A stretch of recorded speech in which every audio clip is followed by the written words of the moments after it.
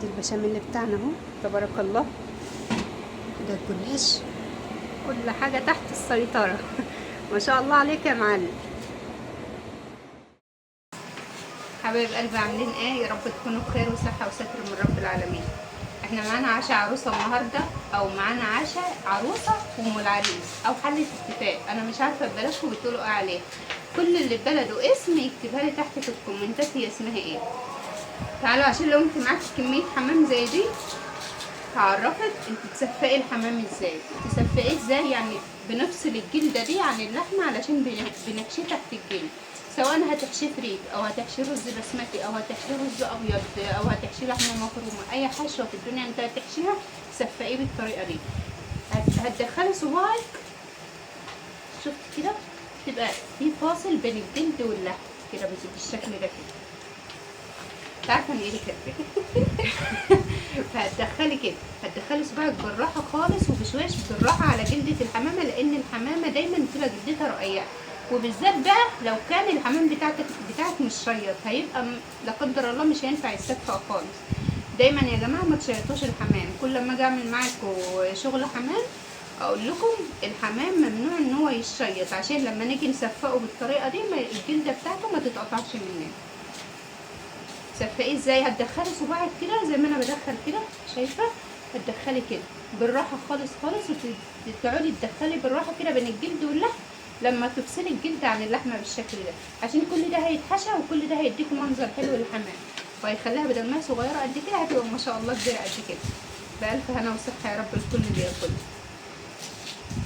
انا معايا كميه كبيره، انزلي وريهم الكميه كده. ما شاء الله دول كده 70 حمامة بإذن الله، بألف هنا وصحة يا رب اللي ياكل. ودولت 7 دكورة بط بإذن الله هنطبخهم، ومعانا فرخة كمان هنطبخها،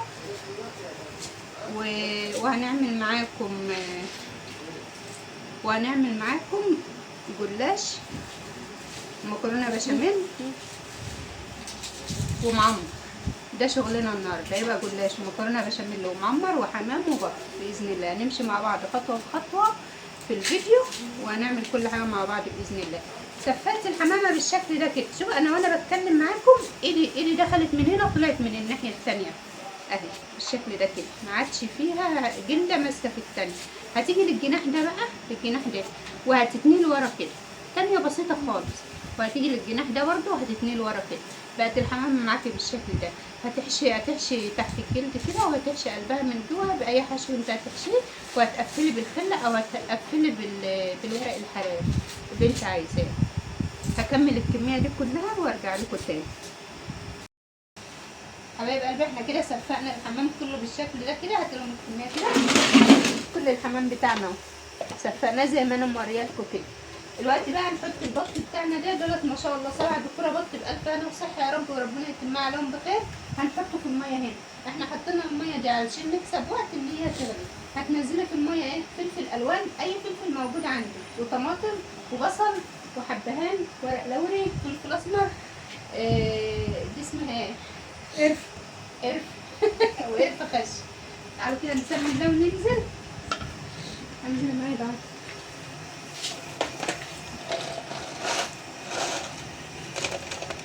حبهان،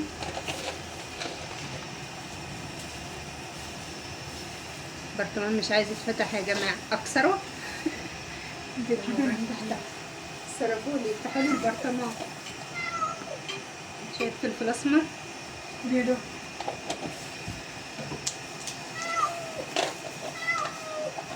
وبعدين قرف،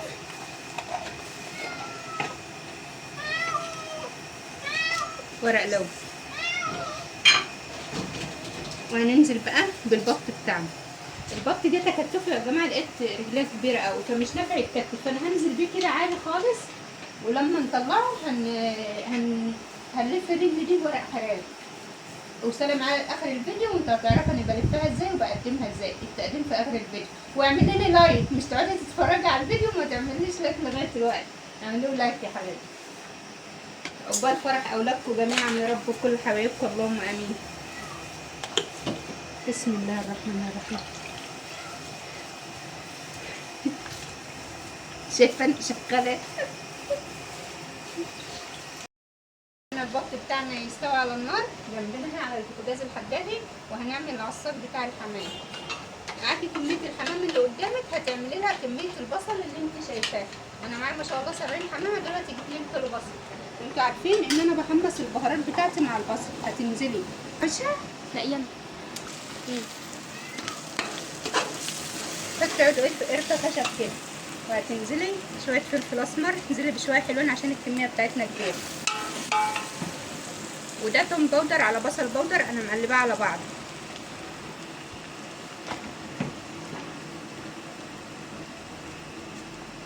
دي مش شطه يا جماعه، دي بابريكا. شويه زعتر، بس الزعتر هتضغطي عليه بين ايديكي كده علشان يتطحن معاكي وعشان الريحه بتاعته تطلع. شويه كمون، بس ما تكتريش قوي من الكمون عشان ما يبقاش ريحته نفاذه في الحمام. دي بقى كركم على بهارات فراخ انا مقلباها على بعض برضه. هتنزلي بشويه حلوين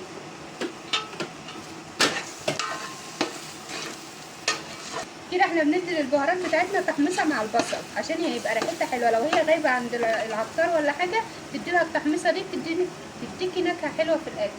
وهتنزلي بورقتين لورا، شويه كزبره ناشفه. خلاص خدي الفريك. فصلتي السمنه البلدي بتاعتنا. هتحطي شويه سمنه بلدي في العصاج بتاع الحمام، هيديكي نتيجه ممتازه.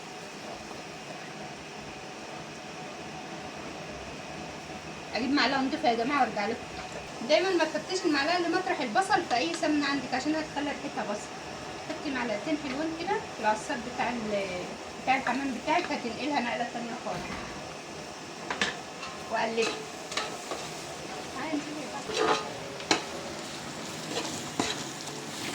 ارجعي تاني.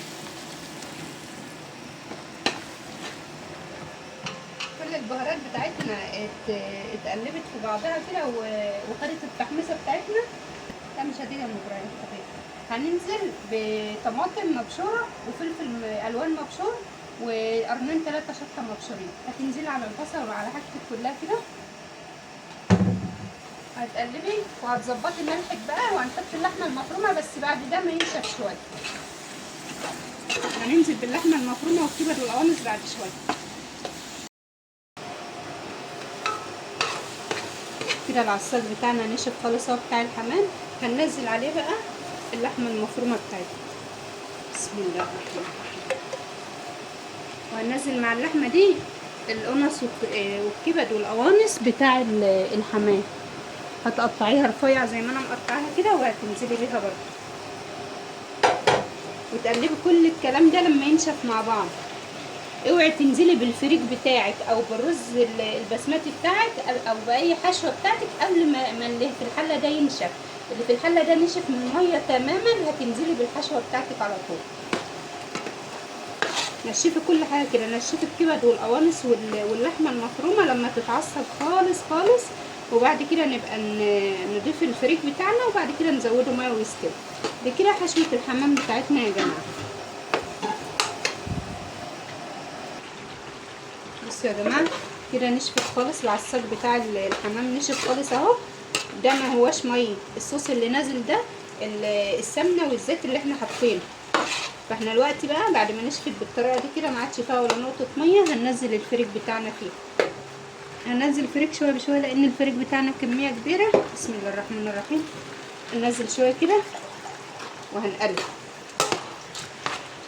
وهنرجع ننزل الكميه تاني. طب انت ليه ما زودتيش ميه وحطيتي الفريك على طول؟ لازم تسخني الفريك علشان ما يغيبش معاكي في التسويه. كده بتديله نسبه تسويه قليله بالشكل ده كده. هنقلبه بقى كله ونزوده الميه بتاعته وهنسيبه يستوي. طب هتسويه سوا كامل ولا هتسويه 3/4 سوا ولا نص؟ انا هسويه سوا كامل لان الحمام بتاعي زغلول صغير، ولما يكون الحمام زغلول ما بياخدش وقت على البوتاجاز. فانت دايما سوي الفريك بتاعك او الرز البسمتي بتاعك او الحشوه سوا كامل، علشان لو الحمام بتاعك صغير الحشوه اللي جوه ما تبقاش لسه ناشفه. هتلاقي سوي الحشوه مع سوي الحمامه هتبقى مظبوطه وتطلع 10/10 باذن الله. هقلبه كده لما يسخن كله وهزود الميه بتاعته. في المرحله دي بقى نحط الملح بتاعنا. احنا معانا دول 3 كيلو فريك، هنحط 3 معالق كبار ملح. وبعد ما تخلصي وتزودي الميه بتاعتك تدوقي، لقيتي لسه عاوزه ملح ظبطي ملحك، لقيت الحدق بتاعك حلو وخلاص استوى.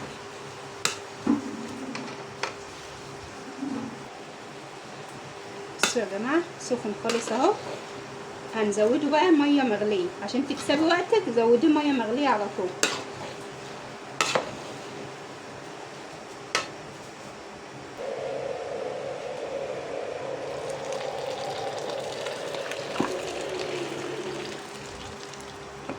هنسخن كمان كتل زي ده ونحط عشان يستكفي بده بس. بسم الله الرحمن الرحيم.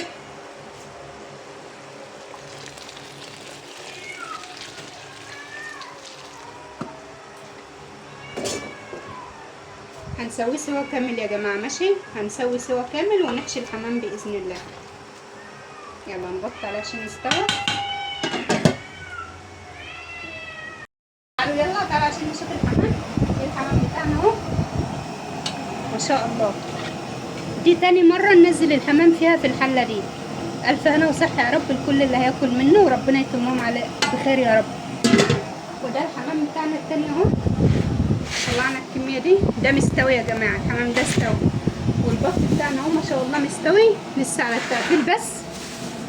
بطنا مستوي اهو. هنحمر كل ده لسه باذن الله. تعالوا بقى عشان نشوف عصاج اللحمه. ده العصاج اللي هنعمله البشاميل وهنعمل الجلاش. مجبتلكوش الطريقه عشان انا عملتها لكم قبل كده. عقبال ورد ماشي كتمنى يا رب. عقبال الافراح عندكم جميعا، ويا رب الفرح يبقى في بيتنا جميعا يا رب، احنا وانتم والمسلمين اجمعين. لو عجبكم شغل اعملوا لي لايكات كتير كتير واعملوا اشتراك في القناه. يلا عشان نشوف هنعمل ايه بعد.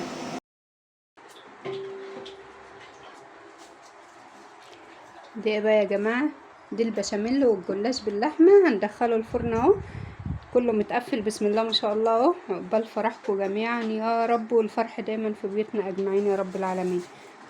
دي بشاميل اهو، وده بشاميل، ده جلاش، ده بشاميل، ده جلاش. تعالوا بقى عشان اوريكم المعمر كمان. وده المعمر بتاعنا اهو بسم الله ما شاء الله بألف هنا وصحة يا رب. وده كمان معمر اهو. تعالوا بقى عشان ندخل كله في الفرن سوا ما شاء الله. تعالوا اما نبص على الفرن كده الدنيا فيها ايه. بسم الله ما شاء الله ما شاء الله. صلوا على رسول الله يا جماعه عليه الصلاه والسلام. دي البشاميل بتاعنا اهو تبارك الله. ده الجلاش، كل حاجه تحت السيطره ما شاء الله عليك يا معلم. حبايب قلبي احنا خلصنا بسم الله ما شاء الله. عملنا حلة الاتفاق بتاعتنا او عشا ام العريس والعروس. مش عارفه اسمها ايه عندكم، اكتبوا لي تحت في الكومنتات اسمها ايه، عشان انا تعبت قوي قوي عما عملت الكلام ده كله، فاستاهل منكم لايك. تعالوا بقى عشان نشوف احنا عملنا ايه. دي ما شاء الله صاج كبير مكرونه بشاميل. دي لام العريس بألف هنا وصحه. دي صينيه العروسه برضو بألف هنا وصحه. ده معمر لام العريس، ده لام العريس، الاتنين دول لام العريس. دي للعروسه ودي للعروس. اما البط ده لام العريس برضه. يعني ما شاء الله معظم الاكل لام العريس. العروسه غلبانه لها الصينيه دي يا جماعه لها الصينيه دي العروسه بسم الله ما شاء الله بألف هنا وصحه لها الصينيه دي. اما بقيه الاكل كله لام العريس. والمكرونه اللي هناك دي برضو للعروسه، والجلاش اللي هناك ده للعروسه. ويا رب يكون الفيديو بتاعي عجبكم، واشوفكم في فيديو جديد ان شاء الله. مع السلامه، باي.